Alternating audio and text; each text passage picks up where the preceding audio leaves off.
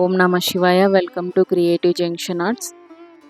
12 జ్యోతిర్లింగాల్లో మొదటిది అయిన సోమనాథీశ్వర జ్యోతిర్లింగం గురించి ఈరోజు తెలుసుకుందాం.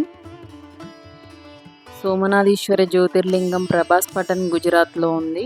సోమనాథీశ్వరుడు చంద్రునికి శాప విమోచకుడు ఎలా అయ్యాడో తెలుసుకునే కథ ఇది. సృష్టిలో ప్రతి క్షణం ఒక చలనశీలమైన నాటిక. అందులో దేవతలు, రాక్షసులు, భక్తులు అందరూ తమ పాత్రలను పోషిస్తారు. అలాంటి ఒక దేవతే చంద్రుడు. చంద్రుడు సౌందర్యానికి ప్రతీక మరియు శాంతియుతుడిగా భావింపబడతాడు. కానీ ఆయన జీవితంలో ఒక దశలో అతని అహంకారమే అతనికి శాపంగా మారింది.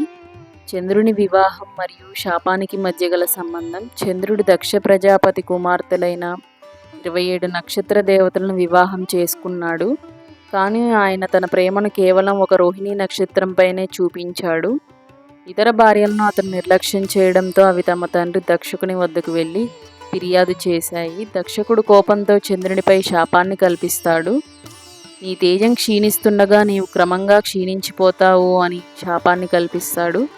చంద్రుడు భయభక్తులతో బ్రహ్మను ఆశ్రయిస్తాడు. బ్రహ్మ ఇలా అన్నాడు, నీ శాప విమోచనం ఒక్క శివుని దయతోనే సాధ్యమవుతుంది అని సెలవిస్తాడు. చంద్రుడు శివారాధనను ప్రారంభిస్తాడు. ఓం నమ శివాయ అని అనుసంధానం చేస్తూ కఠిన తపస్సును చేస్తాడు. ఈ తపస్సుతో పసిది వెలుగులలో ఒక అగ్నిజ్వాల లాంటి శివలింగం అవతరిస్తుంది.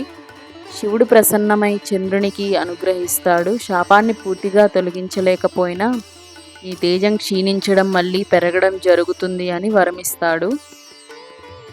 చంద్రుడు ఆనందంతో శివుణ్ణి సోమనాథీశ్వరుడిగా ప్రార్థించాడు.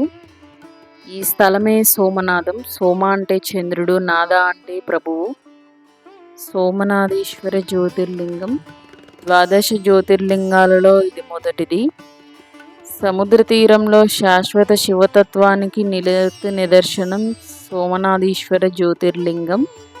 ఈ ఆలయంలో సోమవారానికి ప్రత్యేక పూజలు జరుగుతాయి. చంద్రగ్రహణ దోషం ఉన్నవారు అలాగే మనోశాంతి కోసం ప్రార్థించేవారు ఇక్కడికి వస్తారు. ఇక్కడ కనిపించే శివలింగం ఒక నిరంతర జ్వలనం, భక్తి శక్తి యొక్క చిహ్నం.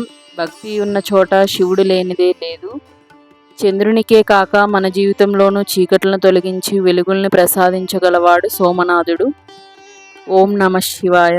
ఇది 12 జ్యోతిర్లింగాల కథల్లో మొదటి భాగం. ఈ వీడియో మీకు నచ్చితే లైక్ చేయండి, అలాగే కామెంట్ ద్వారా మీ అభిప్రాయాన్ని తెలియచేయండి. ఇంకా సబ్స్క్రైబ్ చేయడం మర్చిపోకండి. తర్వాత ఎపిసోడ్లో మల్లికార్జుని కథలో కలుద్దాం. ఓం నమ శివాయ. హరహర మహాదేవ శంభో శంకర. అందరూ ఓం నమ శివాయ అని కామెంట్ చేయండి. వీడియోని లైక్ చేయండి. ధన్యవాదాలు.